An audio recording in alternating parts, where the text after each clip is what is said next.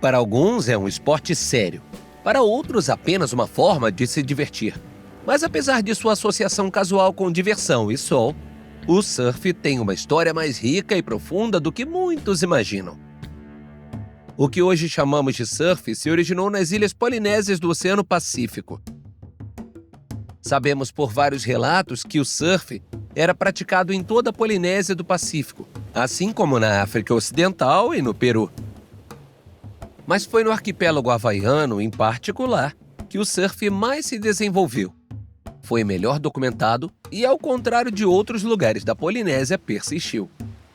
E para o povo do Havaí, deslizar nas ondas não era apenas uma atividade recreativa, mas tinha significado espiritual e social. Como grande parte da sociedade havaiana, quase todos os aspectos do surf eram regidos por um código de regras e tabus conhecidos como capo. Os havaianos faziam oferendas ao escolher uma árvore para esculpir, rezavam pelas ondas com a ajuda de um kahuna, ou sacerdote especialista, e agradeciam após sobreviver a uma queda perigosa. Determinadas praias de surf eram estritamente reservadas para a elite. Mas não era apenas um evento solene. Os surfistas competiam e apostavam quem podia surfar mais longe, mais rápido ou pegar a maior onda com habilidade superior, garantindo respeito, status social e sucesso romântico. Embora depois tenha sido chamado de esporte dos reis, havaianos de todas as idades e classes sociais participavam usando pranchas esculpidas em árvores de coa, fruta-pão ou wili-wili. Muitos havaianos surfavam em pranchas alaia, que eram finas de tamanho médio e lembravam as shortboards atuais. Alguns usavam pranchas paipon, curtas e de ponta arredondada, e os surfistas se deitavam de barriga para baixo. Mas apenas os chefes podiam surfar nas enormes pranchas Olo, 2 vezes mais longas que as longboards atuais. Ao contrário da maioria das pranchas modernas, todas eram sem quilha, e os surfistas arrastavam as mãos ou os pés para fazer curvas. Não sabemos exatamente quando o surf foi inventado, mas sabemos que já era praticado na Polinésia há séculos, quando foi descrito em 1777 por William Anderson, cirurgião do navio do capitão Cook, Resolution.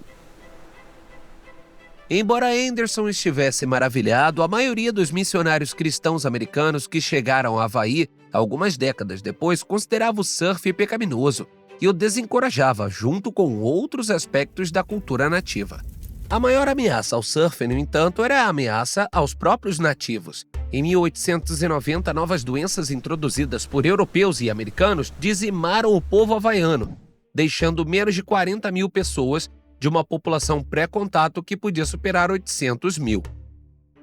Ao mesmo tempo, a influência estrangeira cresceu com colonos brancos derrubando a monarquia nativa em 1893 e os Estados Unidos anexando as ilhas 5 anos depois. O fim da independência do Havaí coincidiu com o renascimento do surf liderado pelos nativos, um renascimento logo explorado pelos colonizadores americanos. Mas primeiro, alguns havaianos levaram o surf para o exterior. Em 1907, George Fritz, o chamado Maravilha Havaiana, viajou para a costa oeste e fez demonstrações de surf no sul da Califórnia. Depois, em 1914, o nadador olímpico Duke Kahanamoku seguiu para a Austrália e Nova Zelândia, deslizando pelas ondas do sul do Pacífico e atraindo audiências fascinadas por onde passava. Pouco antes de Fritz ir para a Califórnia, Alexander Rumford se mudou da Carolina do Sul para o Havaí. Depois de aprender a surfar, ele se tornou um defensor do esporte. Mas Ford pode ter tido motivos pouco nobres para seu entusiasmo em promover o surf. Como muitos colonos, ele queria que o Havaí se tornasse um estado dos Estados Unidos, mas se preocupava com a maioria não branca de nativos e trabalhadores asiáticos. Ford então promoveu o surf para atrair americanos brancos ao Havaí, primeiro como turistas, depois como residentes. Ele contou com a ajuda de inúmeros escritores e cineastas. O plano demográfico de Ford falhou miseravelmente. O Havaí tornou-se um estado em 1959 e continua sendo o estado mais racialmente diverso do país. Mas a promoção do surf foi um sucesso muito maior. Hoje, o surf é um setor global de bilhões de dólares, com dezenas de milhões de entusiastas em todo o mundo. Embora relativamente poucos desses surfistas conheçam os antigos cânticos das ondas ou os rituais de esculpir pranchas, os havaianos continuam preservando essas tradições quase apagadas pelas ondas da história. Se você gosta de aprender sobre história, inscreva-se neste canal, porque as lições de ontem podem nos ajudar a enfrentar os desafios de hoje.